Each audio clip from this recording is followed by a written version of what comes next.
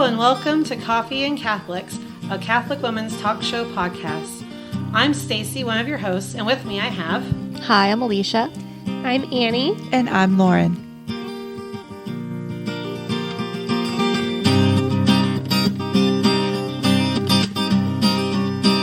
Hello and welcome to Coffee and Catholics. This week we are discussing Lent and our Lenten penances. By the time this airs, we'll be in the beginning of the fourth full week of Lent. So we just kind of wanted to talk about how our penances help us get closer to God, and if we feel like they aren't, what we could be doing with that. And when our penances also...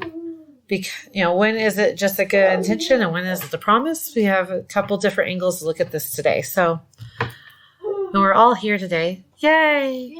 So I know one of the things that I've had discussions with people lately is, first off, if I fail in my Lenten penance, is that a sin?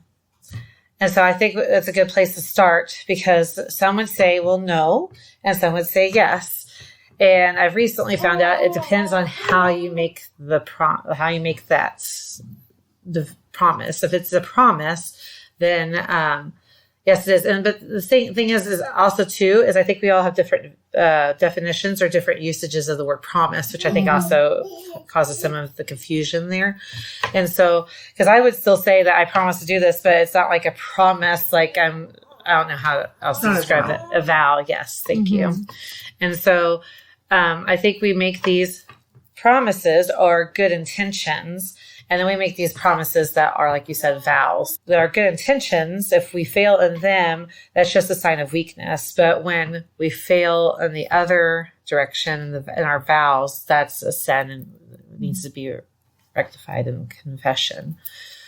So yeah, I think it depends on what you're promising to do. Like if you're promising God, like if you're saying like I am dedicating myself to do this specific thing every single day for you and I give this to you, then that, like I said, it was a vow that you're making. But if for Lent I am promising to put earnest effort into creating this habit, then that means that you if you fail at it, just get yourself up and keep on going and everything. Yes. So, because actually, I think you made a good point, Alicia, with the that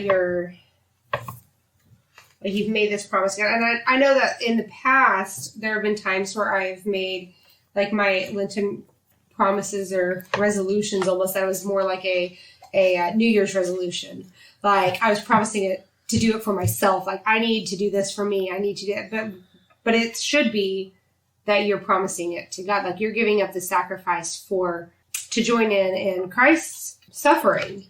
If you have made that promise to Christ to help with his suffering in that way, and you intentionally don't do it, then I would say that is a sin. Now, if we quote unquote fail because you are putting in that effort, but it is just it's an unintentional thing. You have forgotten because of one thing or another. I know there's many Fridays that I'm like, oh crud, it is Friday. As I'm like, I just ordered like chicken. Those things when you don't intentionally, you're not making the choice. And you're not saying, well, I made this promise. I decided to do this.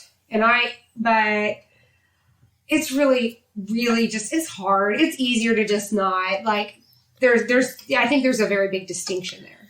Well, I know someone make the argument, then what's the point? Because if we're always going to fail, then what's the point of making the promises to begin with? I know we don't always fail, but I think some people feel that way. And I think that's one of the things that we have to remember is we start with intentions before we make vows or promises. Because it's just like, think about if you're married, the sacrament of marriage. You had an engagement period before you got married.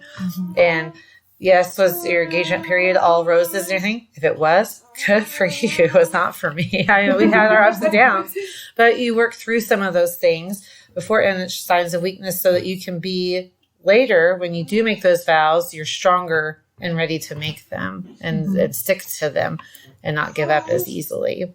Yeah. Well, see, and I would actually say that, like, the explanation that you gave, Annie, I don't know that I would agree with that fully, just because, like, and I don't really know what the real answer on this is, but just thinking about it, like, again, if you make that dedication, that vow to God, and you intentionally choose not to do it, then, all sin involves intention. Like, it involves, like, you have to make a conscious decision, and you know that it's the thing that you ought not do. Right. And that's what makes it a sin. But I think that if you were saying, I'm going to try, like, I'm going to wake up early in the morning, and I'm going to, give my morning to you, and I'm going to try to do this. But then you wake up in the morning and you're like, oh, heck no, like, snooze. Like, obviously, like, that's the thing that you shouldn't do or whatever, because you're trying to do this thing and you're falling off the wagon. But I don't know that would necessarily be a sin, even though you're making the intention, like, you're intentionally not doing it. You know what I mean?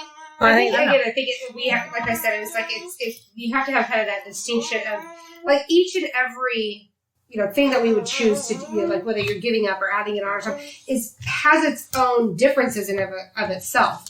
Like, to say that if my that my promise is that I am going to spend 30 minutes in prayer every day, and I go and I fail at that because I intentionally said, well, God, I'm not going to even try. Then that's different than you say, I'm going to try and get up every morning and spend those 30 minutes in prayer. And then you wait. When you wake up in the morning, that's not you doing it. You're still asleep. But if you are, if you get to the end of the day and are like, oh, well, I really tried to make time for that, but then the baby woke up from his nap early, or all these different things happen where, like, somebody could tell you, oh, well, you just didn't try hard enough. And yeah, there's some to that, like, you could have, like, but sometimes it's like those intentions are like it matters, the intention matters, like, so I think we're saying almost the same thing. Like, I don't know. That's where I think I think that's where a lot of the confusion comes with, is because in English, we have a lot of words that have multiple meanings. And so, like, and when we say promise and intentions and stuff like that, what those words mean to you may be a little bit, like, could be trying to you, it could be a vow to you. That's why I think we have to make that distinction of, if you have these good intentions, like, I'm going to try to wake up every morning, but this week I hit the snooze button 2 times and I did not wake up those 2 times. I don't think that that's a sin. But if you do, like religious, take vows of saying prayers at certain times, like, if Father doesn't wake up and say his prayers at a certain time, he has to confess that, because that's a promise that he's made to God. And so, like, but his is a bigger part of his vocation. I don't know. It's a part of his vocation. Yeah. Right. Yours is, you're trying to strengthen. Maybe you're trying to strengthen your vocation through these intentions, but it's not the biggest part yet. Like, it might become a big part of your vocation as you keep working on it, but it's not a part of your vocational vow. If that makes any sense. And Stacy and I were hanging out the other day, and she brought this whole thing up, and I was like, oh, crap. I'm pretty sure that I made a vow to God to wake up early in the morning to get my morning. Because I remember being like, I had zeal, and I was like, oh, God, I love you.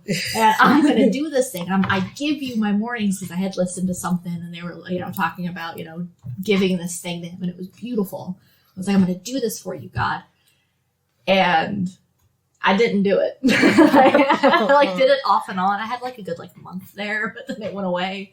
And I didn't really think much of it. I was just like, I felt bad about it, but I was like, it is what it is. I'll pick it up when I, decide to in the future. And then she tells me about this. And I'm like, oh no, I haven't brought that to confession. I didn't know. And obviously there's a reduced culpability because you don't know. But at the same, now I'm just like, oh no, like I've this. So now I'm rededicating that, my intentions and whatnot. And apparently I did make a vow, so I need to bring that to confession and whatnot. But I think either way, though, like, I think that maybe another reason why there's kind of this debate about whether or not it's a sin or not is maybe because people who feel like it is a sin, if it's not a sin, then it's not necessarily so serious. But I think either way, it is actually a serious thing. Yes. Because obviously, like, I think one is more serious than another. If you make a dedication to God to do something to him and you're offering this up to him and making it his thing, then I think it is more serious than saying I'm going to try to do this thing and I'm going to, have this intention. But I think either way, it is a serious and thing. they might even have their own degree of sinfulness in them, because even with good intentions and not following through on your good intentions in a way is sinful, but it's a venial sin. It doesn't necessarily have to be taken to confession, because if you tried to do something, the analogy that I used recently was training for a marathon. Okay, so like, let's say I want to run a marathon. Well, there's training plans out there. And if I stay with my training plan, but I missed a day of training this month and missed another day this month, those 2 days of missing aren't going to horribly mess up the day that I go run. But if I decide this week that I'm not going to do those 3 days of training. I'm only going to do these 2 days. And then next week, I just can't do any of it this week. And then, I can do 1 day that next week. By the time the marathon comes around, I'm not going to be prepared for it. Mm-hmm. And so that's what our intentions are kind of like, is, and I think that's one of the things that we wanted to talk about too, is if we have those intentions and they're not working for us, is there something that is it okay to change them? Is it okay to say, this is not what is going to help me get closer to God? Because the whole point is to get closer to God. And if we look at the saints, a lot of them had their own mortifications, their own devotions, their own penances, but they didn't all have the same ones. They had the ones that helped them grow. And I think sometimes when we see somebody else, giving up, maybe you gave up chocolate and somebody else, did this huge thing. Gave all sugar. Gave up all sugar. And you're like, should I give up all sugar? Mm-hmm. Maybe you weren't called to give up all sugar. Maybe you were just called to give up chocolate. It's such a Catholic thing to do, to compare mortifications. Well, did I give up enough? Mm-hmm. Yeah. Mm-hmm. I think it's really important to make a distinction here in terms of what is sin and what is not. There is something in the interior life about all of us. There's a big difference between sin and our imperfections, our inabilities in our body, the built-in weaknesses that we have through the fall that require us to depend on God. And I think when we fall in our good intentions through imperfections, like hitting the snooze button without being fully awake, or a day that just got completely away from you, the temptation is to take back control of that day by calling it sin. And I think that we need to be very careful, because we are in a desert and the devil is very crafty and we are hungry and we are thirsty. And what the enemy wants more than anything, I think, with Lent, and this is a mistake I see myself falling into. I think the mistake here is believing that you have any capability of following through with any of this on your own anyway. Yes. Yeah. Yes. And I think that that's where we need to take a step back and examine what the church actually requires and why. The church doesn't require you to pick up penance and stick with it for 40 days. The church requires you to fast, pray, and give alms, to signify that. And I'm not saying you shouldn't do that. That's a wonderful practice. I love that we do it. That 40 days where you give up something. I think that's great. But that isn't what is the heart of Lent. That's a means to an end. The end is a deeper union with God. The end is encounter with Christ. And so we have to be careful not to make almost an idol out of these penances that we've set in our hearts when we're thinking more about what we are doing for God and less about what he is doing for us, or what he wants from us, or what he's trying to breathe into us. And if you look in the Gospels, in terms of encountering Christ, it's always at the point of someone's need. Somebody's about to run out of something. Somebody's sick or blind, or somebody's got 5 husbands and nobody knows about it. Jesus is always looking to encounter us at our point of need to show himself God. And so when we're doing these intentions or we're doing these things that we give up, to answer your question, Stacy, at some point we need to make sure, whether that's in the beginning or even if it's in the middle of Lent, like we're in right now, by the time you're hearing this episode, to take stock of your penance and say, is this leading me to a genuine encounter with God, to transformation? Am I encountering God as the healer of my soul? Because in reality, that's what we need more than we need to give up the same thing and make sure we're faithful to it for 40 days.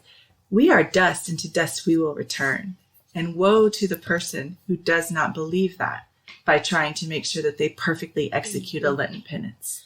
Mm-hmm. Well, and I love how you brought about going into the desert and the devil, because that's what the devil did with Jesus. Mm-hmm. Is he took, they were out in the desert, and Sister Marie Veritas talked about this in one of her talks I heard her do recently. And she talked about the devil wanted Jesus to identify with what he could do, mm-hmm. which is, mm-hmm. I think what we're talking about here is we're identifying, can I keep this penance through these 40 days? Mm-hmm. And what the devil tried to get Jesus to not do was identify with who he is. And that's what he did versus what he was. Mm-hmm. And so, the devil doesn't want us to see our relationship with Jesus. So what can happen is this twisting mm-hmm. of focusing on, I didn't do it, so why keep doing it? Or, I'm not doing it, so I must take all this to confession, and I'm not a good Catholic, or I'm not as good as somebody else. We want to compare each other and ourselves and what our abilities are. But who we are children of Christ, children of God. And the whole point, like Lauren is saying, is to build that relationship with him during mm-hmm. this time. And so if our penances aren't doing that, it's worth re-examining, even if it's in the middle or the third day, or, you have to, hopefully you've given enough thought to it ahead of time, but maybe you couldn't. Maybe your life's in chaos right now. Maybe it's the 4th week of Lent. You still don't have a penance. This is how life is sometimes. Sometimes life is Lent. But I think now in this moment, looking at your life and saying, am I Lenting in a way that is making me more dependent on God, more desperate for him, more transformed, more humble? And if I'm not, or am I busy focusing on all these ways that I'm failing? Because that's pride. That's a sneaky form of pride. And we have to be putting God in the center of even how we see ourselves, which is humility. Yeah, and I like that you said pride, because I think that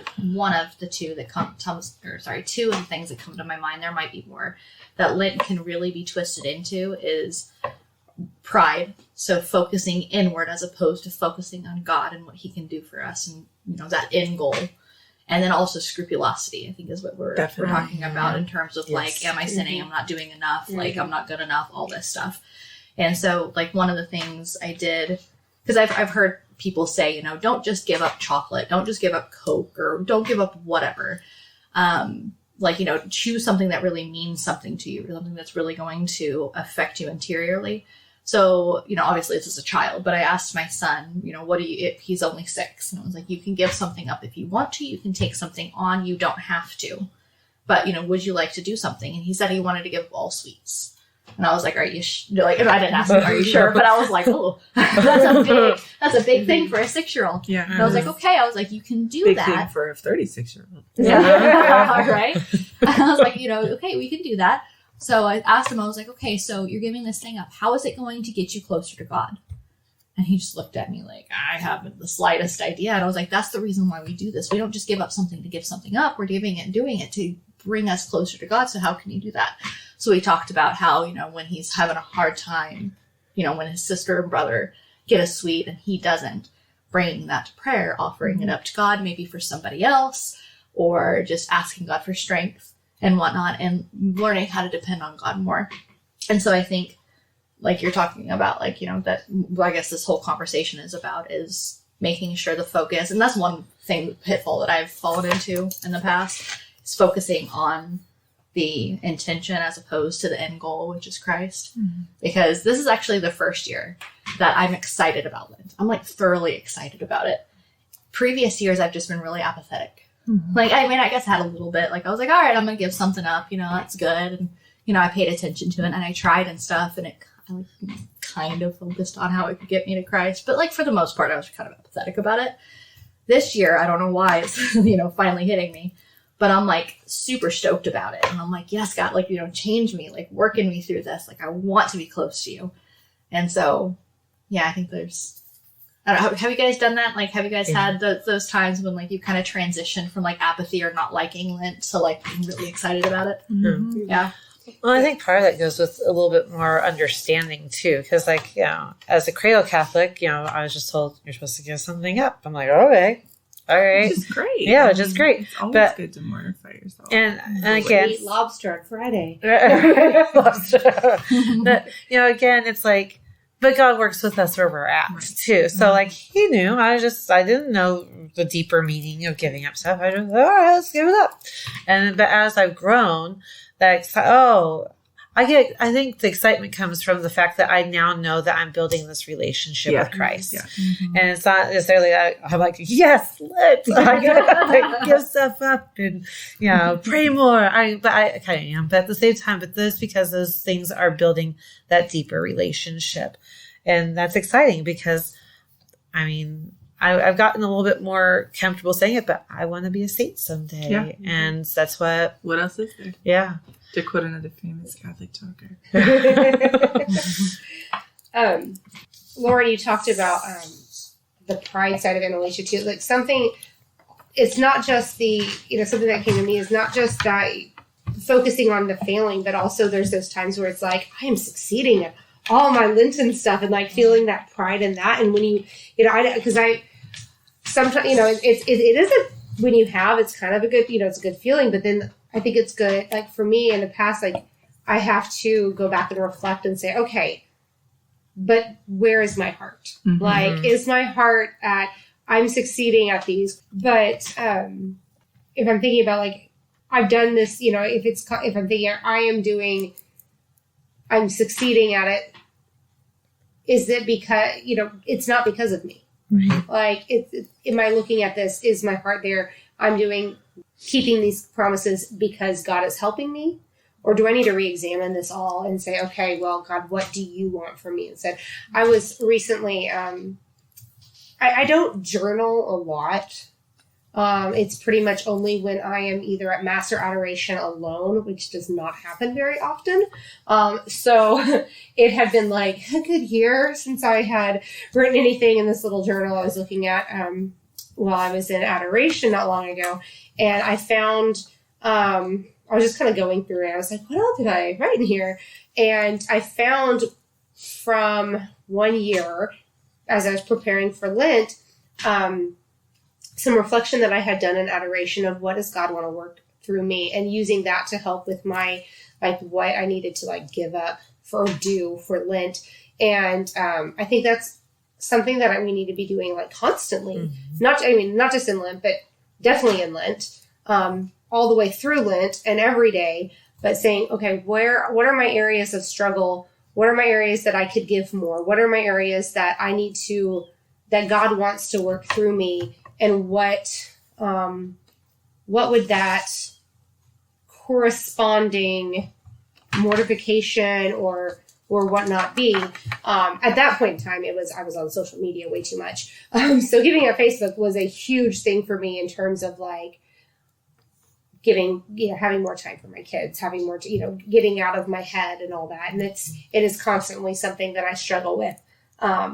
But I go back after Lent or after different things just because of there's different aspects that I'm not saying Facebook is bad. It can be. And at times in my life it hasn't.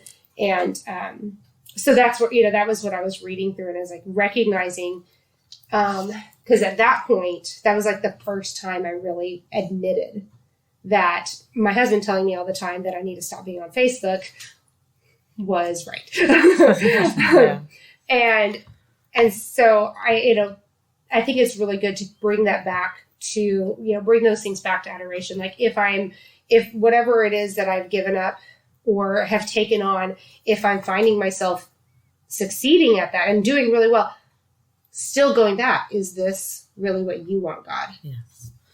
And then also the other thing when we were talking, Alicia, you were talking about, talking with your 6-year-old, and it just made me I was reflecting on my own conversations with my kids. And see 6-year-olds, what is it with them?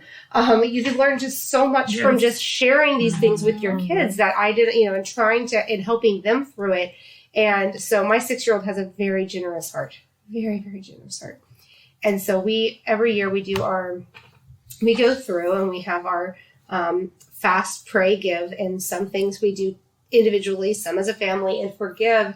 He's like, I'm going to take everybody's dishes to the sink after dinner. And I was like, wow, that would be really generous of you. And I'm thinking in my head, oh my goodness, my 8-year-old's going to take advantage of him. And so the next day we're talking about it again. And he was just like, I don't know if I could do it, Mommy. It's like, well, you don't have to. If that, he's like, I just want to think of something that's going to be helpful. And I just thought that was just so sweet how he said it. Though, I was like, I just want to be helpful. And so what I helped him kind of come along to, he's taking his younger brother's dishes, who can't take them yet, to the sink. But that's, a way that he is still having a little sacrifice, that he has to do a little more, but it's a more doable thing for him.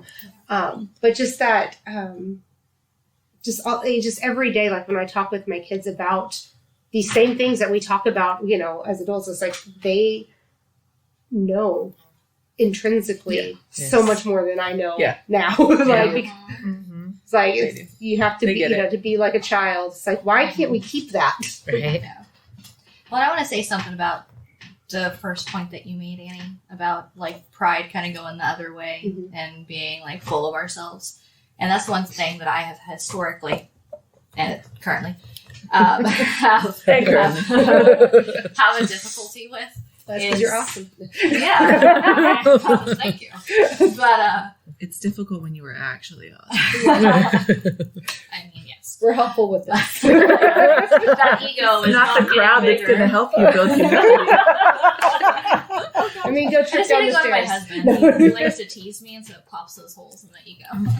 It's jumping. But no, that's one thing that I have a difficulty with is when I do something that's good, I think to myself I did the thing, and then I remind myself, oh no, this is God.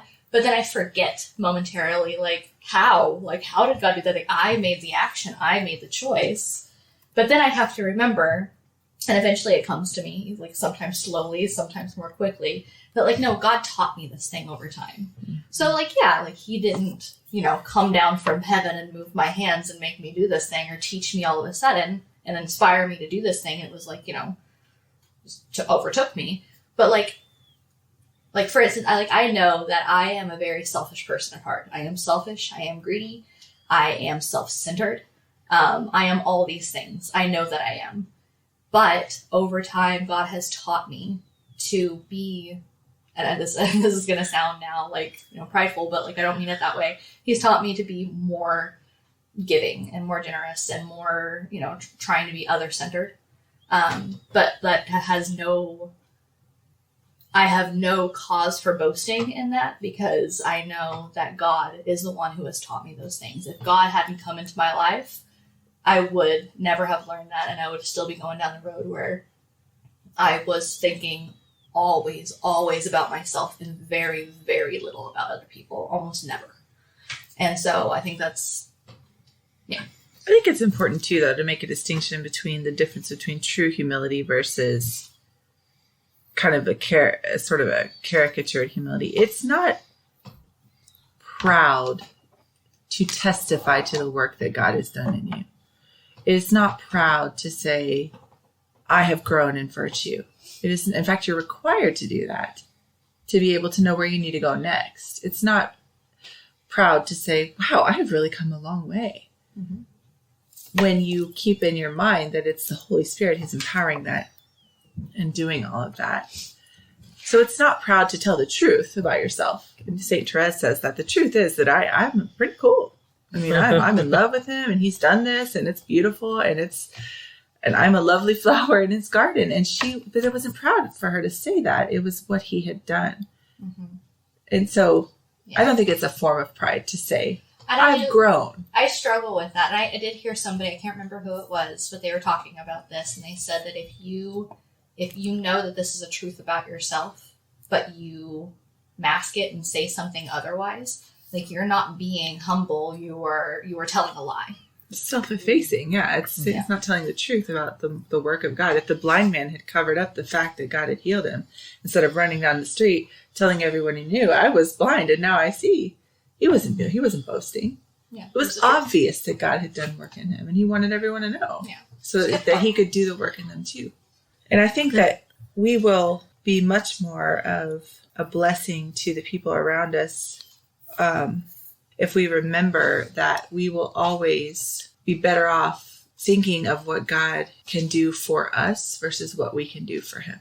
Because what we do for him comes from his initiation. What we decide we want to do for God, we need to be very careful about that. Because I think a lot of times we'll rope ourselves into something that was never God's will for us and never God's intention for us. When really what he wanted was that other part of our heart, so that he could do a transformation that was obviously for the glory of himself. Just like, again, the sick man, the blind man. Mm-hmm. And the saints too are famous for things that they did, but they wouldn't say that. Yeah, no, I feel like we get really a little bit wrapped up on what we can do for ourselves and for others, when really what we need is for God to do it through us and change us and transform us. And we just have to put ourselves in a position. In summary, detachment, prayer without detachment means you're not going to grow in the interior life. You have to have both. There has to be some level of mortification. You're letting go of your attachments to things in this world. That should be going on all year long, right?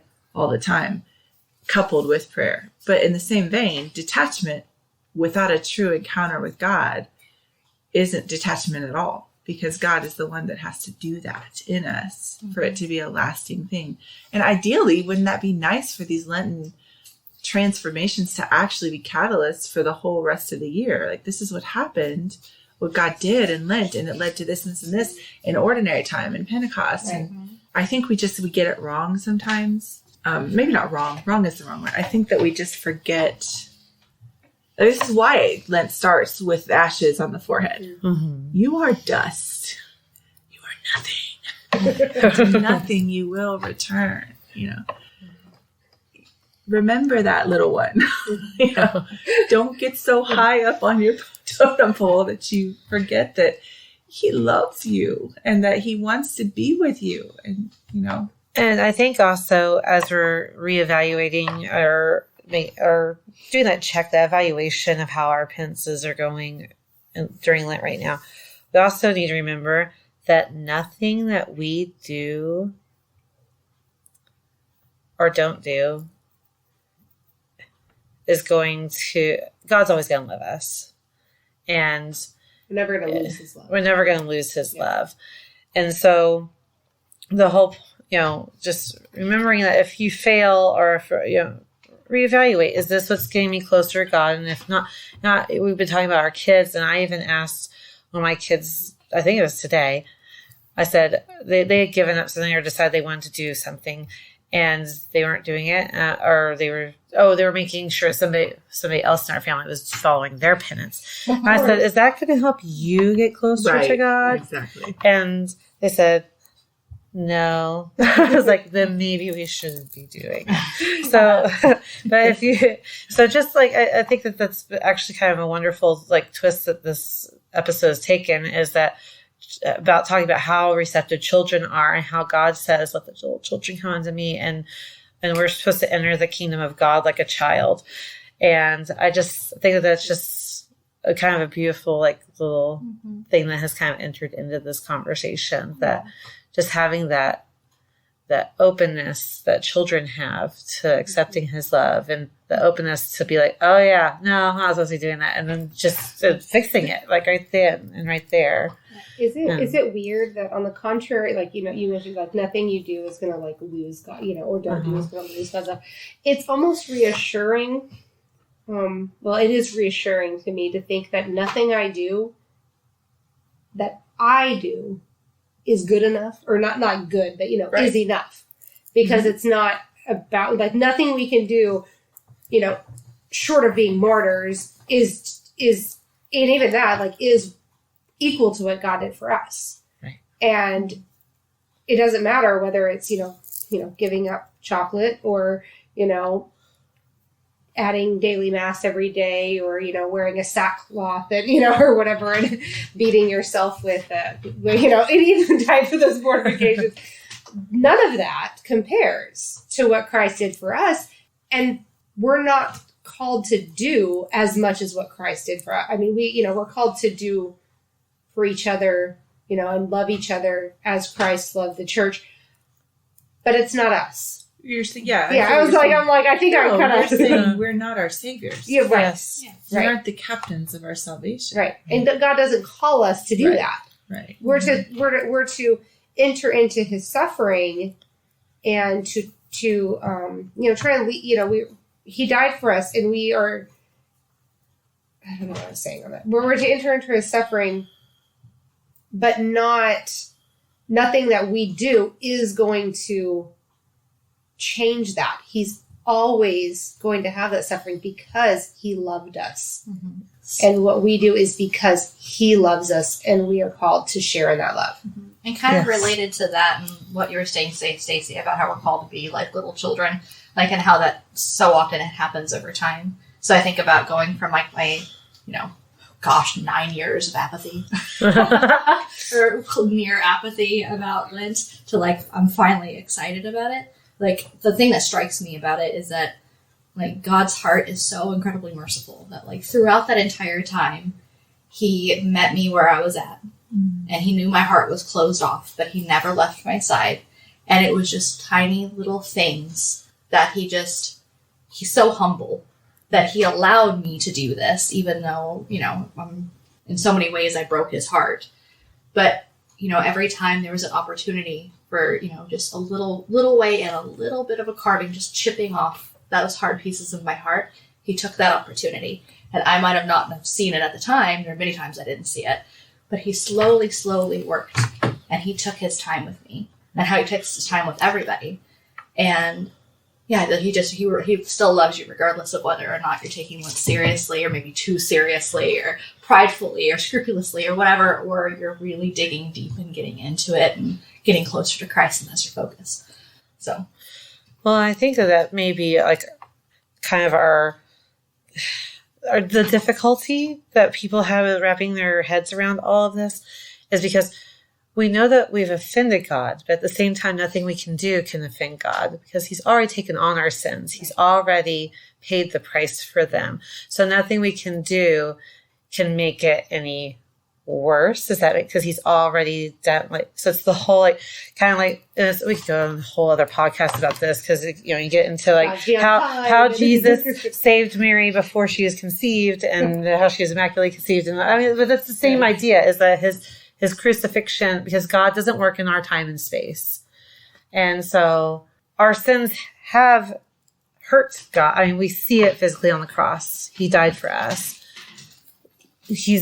But his love is more powerful than that. Mm-hmm. And so I think as long as we keep that as our focus, our job is to build our relationship with him. Mm-hmm. And if we're having difficulties building that relationship, we should reevaluate on how we can do that better instead of focusing so much on what we can do, but whose we are. Mm-hmm. Yeah. And if you're still struggling sitting here 4 weeks into Lent, 3 weeks into Lent, and you don't have a linen penance, or you've really blown yours and you're just given up at this point, like I have so many years before, start right there. Start at looking. Don't give up, and don't be discouraged, and don't feel like this is all a waste, like you've wasted Lent. go to the Father and go to Jesus and look at your life and try to encounter him in your place of need. Where are you hurting? Where are you angry? Where are there places in your life that are causing you pain or causing tension in your family? Do you feel close to God? And if not, go to him in adoration and simply say that and ask him for the encounter that will lead to the transformation that you're longing for. I think that's where you start. I think that's where it's ended up for me so many times, is just realizing that I'm really not very good at keeping promises in general or commitments. And Lent is no different in a lot of ways. But I think sometimes for many years, it was because I just wasn't really figuring out what the point of this was. And then once I got that, it was a lot easier. Mm-hmm. So don't give up. Don't give up. It's still Lent. And I think a beautiful reflection, something that I just learned this yesterday, I learned this year on Ash Wednesday, was the meaning of the ashes on your forehead. I always thought it was dust to dust, you are dust, to dust you shall return. But I heard that and I was like, oh, okay, and I had a kind of just a very shallow understanding of what that was. But what Father was talking about is that when we are baptized and when we are confirmed, we're given oil on our foreheads in the sign of a cross on each time. And so when we have those black ashes put on our foreheads, it's a symbol of us marring or darkening kind of our relationship with Christ through our sin. But the sign of the cross means that that Christ died for that sin, and that we can be redeemed through that. We are redeemed through that, and that we can keep seeking his mercy. So there's hope within the sin. Mm-hmm. Well, we hope that this has helped you reflect on your Lenten penances this Lent. And as we approach Easter, just remember the goal is Christ. And as always, thank you for joining us. Thanks. Thank you. Join us again in 2 weeks. Until then, may God bless you and may Mary accompany you.